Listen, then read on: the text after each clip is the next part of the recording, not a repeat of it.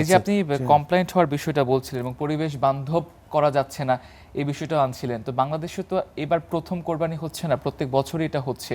প্রত্যেক বছরই সরকার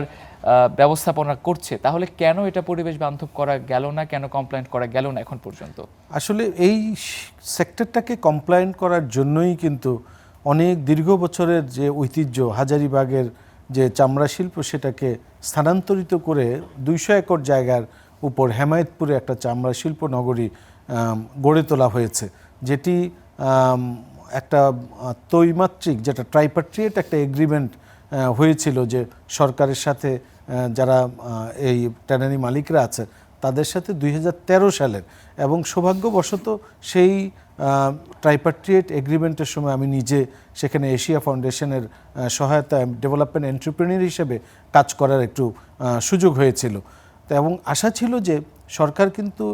1078 কোটি টাকার একটা প্রকল্প তখন নিয়েছিল যে এই সেক্টরটাকে হেমায়েতপুরে যাতে একটা এনভায়রনমেন্ট ফ্রেন্ডলি সেক্টরে রূপান্তরিত করা যায়। তো সেখানে 2017 সালে যখন স্থানান্তরিত হয়, কিন্তু দেখা গেছে যে আসলে চামড়া শিল্পটা নগরীটা সেইভাবে প্রস্তুত হয়নি, কিন্তু হাজারীবাগ থেকে যখন নিয়ে যায় তো যেই উপকরণগুলো সেখানে দরকার ছিল এটাকে একটা এনভায়রনমেন্ট ফ্রেন্ডলি চামড়া শিল্প নগরীর জন্য সম্পূর্ণ প্রস্তুতি না নিয়েই কিন্তু আসলে তখন স্থানান্তরিতটা অনেকটা তড়িঘড়ি করেই করা হয়েছে। এটি যেমন একটি বিষয়, আরেকটা হচ্ছে কমপ্লিট শিপমেন্টটা হয়নি। আসলে একটা চামড়া শিল্প নগরীর কথা যদি বলি, শুধুমাত্র এখানে শুধু ফ্যাক্টরি বিষয় না, ফ্যাক্টরির সাথে কিন্তু ওয়ার্কারদের কিছু বিষয় আছে, আপনার যারা কেমিক্যাল ব্যবসায়ী আছে বা অন্যান্য যে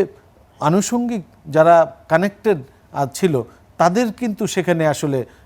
রিলোকেশন করার প্রথম পর্যায়ে আসলে এই ডিজাইনের মধ্যেই কিন্তু এই সবাইকে নিয়ে যে ইন্টিগ্রেটেড হইতে করা হয়নি, শুধুমাত্র শিল্প নগরীগুলোকে স্থানান্তরিত করা প্রক্রিয়া নেওয়া হয়েছে।